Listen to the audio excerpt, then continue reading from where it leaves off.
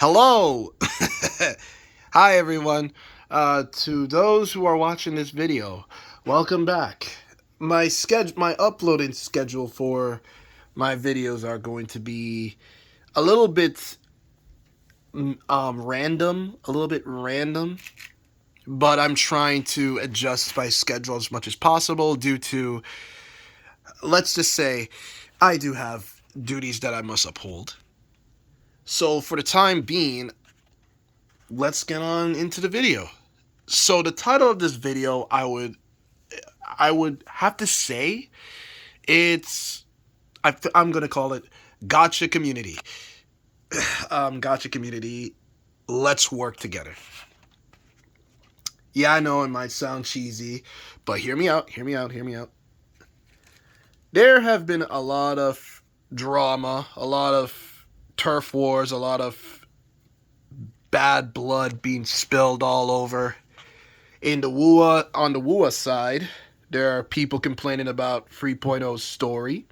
There are those who are talking about we need Chisa to be more involved with the story, even though there are multiple reasons why that is not going to happen that much. They can't use Chisa all the time. But the main reason is because, well, China and Japan are officially on beef with each other. It's to the point where, to the outsider looking into it, it might seem childish, but for Xi Jinping, or should I say Chinese Winnie the Pooh, he said the Prime Minister of Japan is, oh, give me a second. Let me light this up. I was originally watching the Ananta trailer again. I've watched it so many times that I can't help myself but watch it again. Spectacular game, by the way. All right, back to what I was saying. So Xi Jinping called the Japanese Prime Minister's words provocative, and as a result, the CCP, let's just say they did a shadow ban on anime and manga. But it's not just that. I would say anything tied to Japanese culture is affected. So you could say the gacha games in general will be affected, especially those, keep this in mind, especially those that have been affected, or should I say influencing, or that is being influenced by Japanese culture or trends or tropes. Like, for example, Ananta.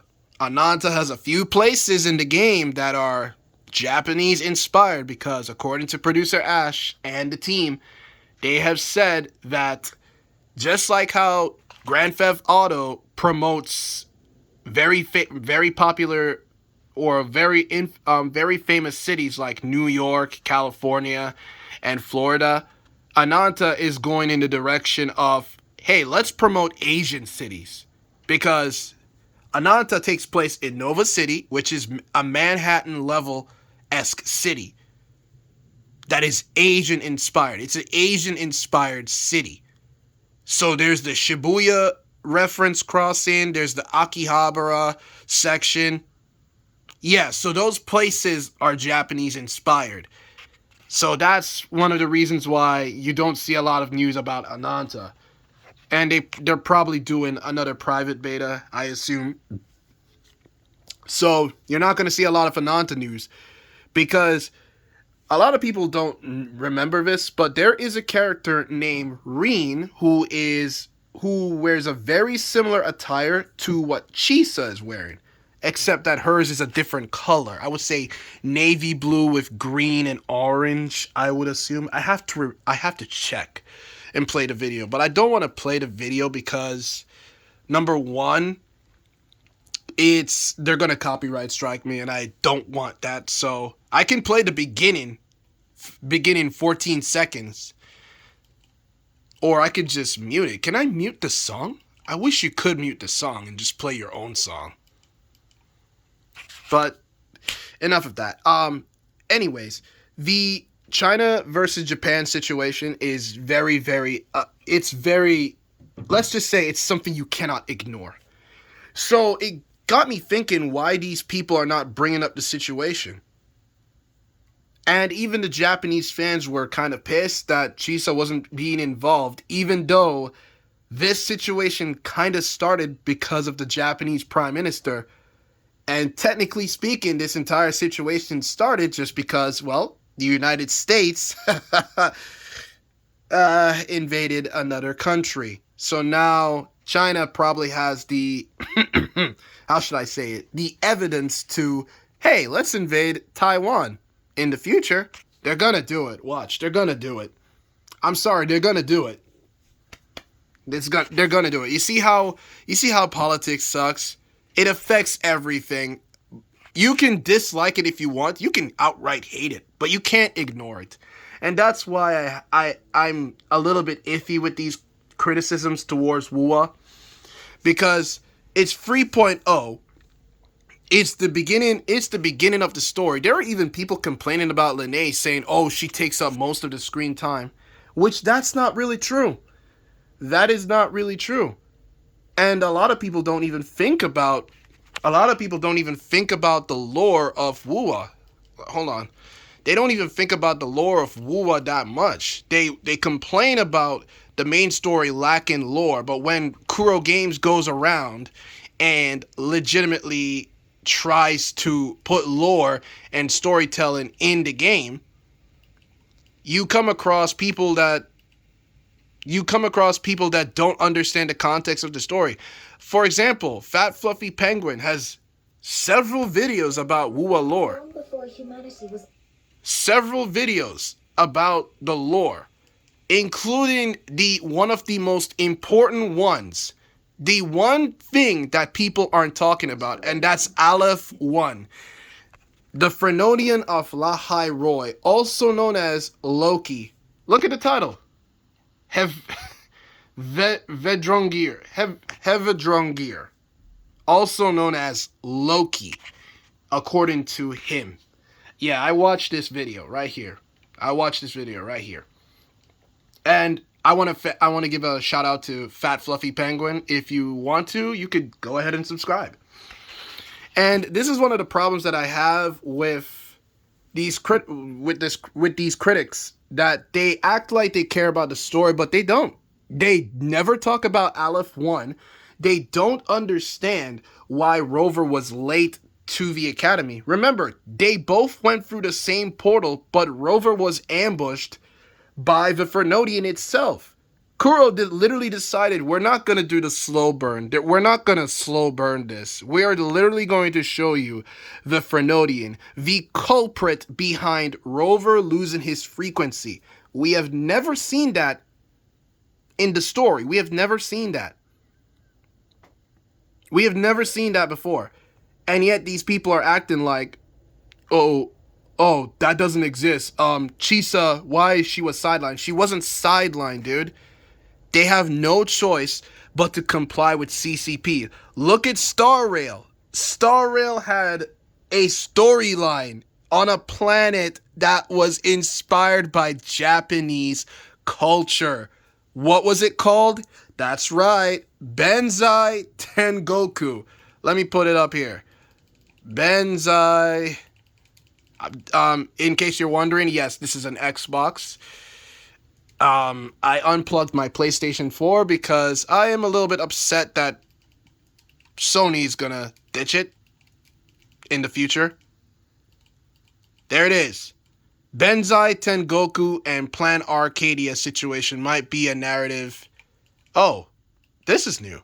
Yeah, that's its original name, Benzai Tengoku. And who's at the forefront of that thumbnail? That's right, Sparkle, who is Japanese. She wears a kimono, and she has a fox mask. Japanese coded. They cannot promote this. They can't do it. Because Hoyoverse is closely tied to the CCP, so they can't promote it. That's why they rewrote it. It's a risky move. They have no choice. And it's the same thing with wuwa. And if people actually cared about, well, Chisa, then how come they are not talking about an important place in wuwa's story that might arrive after the new federation. Give me a second. I will type it in for you. Ashino Ha. Give me a second.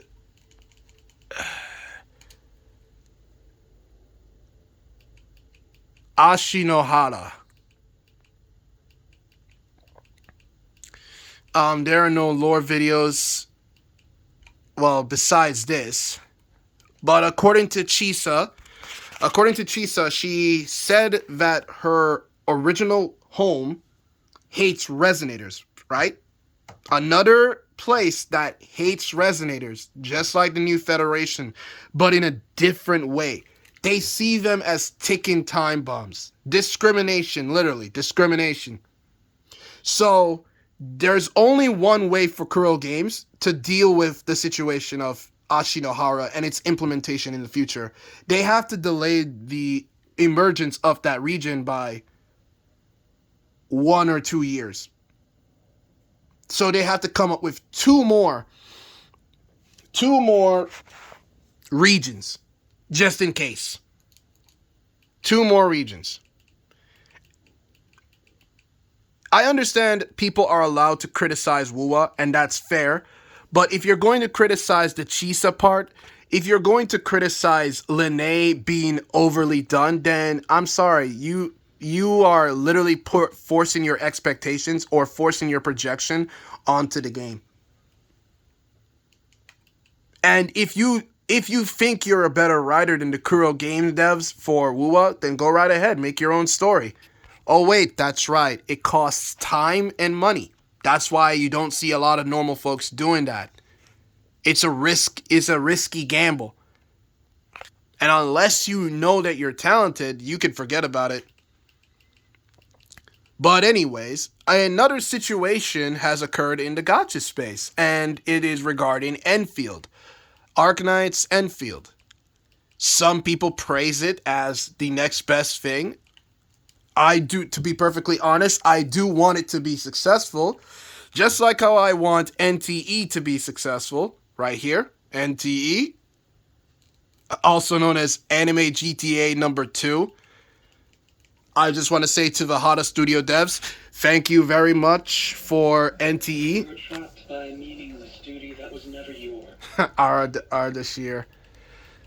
My bad, Ardashir. I left it on play. Let's see. Arknights endfield.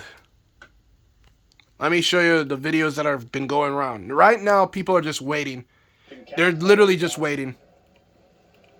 They're literally just waiting. I know this video is longer than usual, but I just want to, speak my mind about the gacha space right now. Endfield and wuwa are literally taken by storm. I want these two games to be very successful. I know wuwa has already achieved that success. Now it's Enfield's turn for the rest of the year. So I'm going to play it on my phone because I don't have the money to buy a PC. And right now there's a RAM shortage going on, so everything is expensive. So I'm going to buy a Steam machine. Yeah, that's right. I'm going to buy a Steam machine. Yes, sir. Absolutely. I'm going to buy a Steam machine and I'm going to enjoy playing God knows how many stuff on that thing. Because, oh boy, I'm sick and tired of these PC companies screwing me over. Been trying to get, I was trying to get a gaming laptop, but now I've watched a video earlier and they're saying that they're selling laptops without the RAM, which is a big no-no for me. When I buy stuff online, I take it seriously. I really take it seriously. Because I don't need to go to the store to, inspect it myself. But that's the risky part. Unless you inspect it yourself, you can't really say you're going to get the full, you're going to get it completely. So you got to be careful. But at the same time, selling laptops without the RAM included, even though it's supposed to be, that is a big no-no for me. So if I get the Steam machine, and I just hope that Arknights Endfield does arrive on Steam, so I could, link my account and play the game. But that's literally the gist of the video. I know 15 minutes has been a long time, but it's now or never. Might as well say what I want to say. Because this game is going to be big. I do like Arknights. I like the story. One of my favorite characters is Priestess. My favorite characters are Dokta, Calcit, Amia, and Priestess. Those four. But if I would have to say, it's Dokta and Priestess. I do like the other characters, don't get me wrong. My favorite race would be the Sarkaz. I know it should be weird.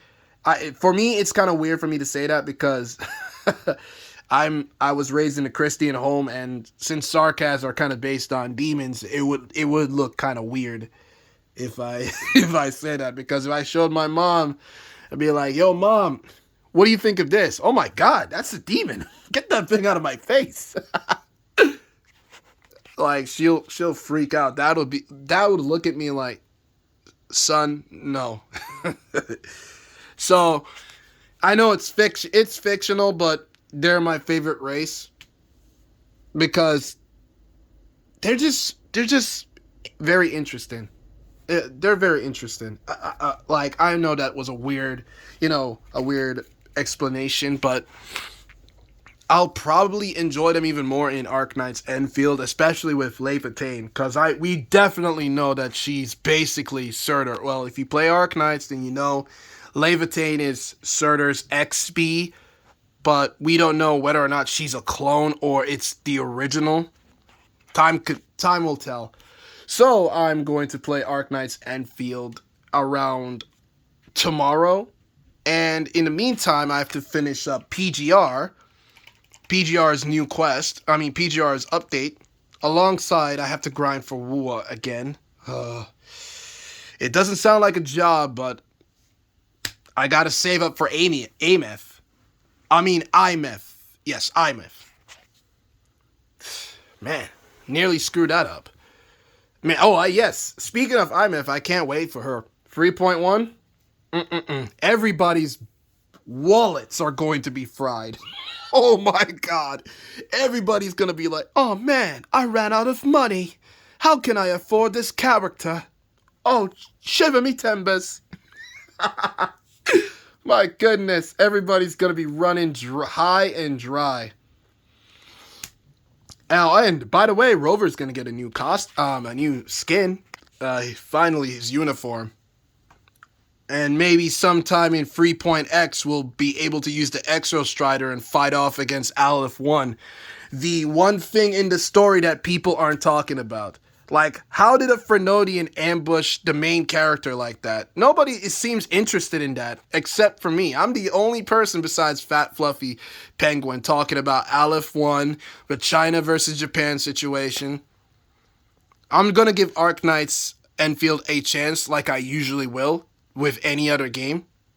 It kind of sucks because I never get invited to these betas. Maybe they just don't like phone users in general. Maybe it's just a phone thing. Damn. Can't wait to get the Steam machine. Well, that's it for my tangent. So, as usual, I will make videos from time to time out of fun. It's kind of a new hobby thing. I'm doing this because I'm interested in video editing. I will do it soon. It's just that I do need a new setup. So, love you guys. Stay safe, stay frosty, and well, enjoy life to the fullest. Later, gamers.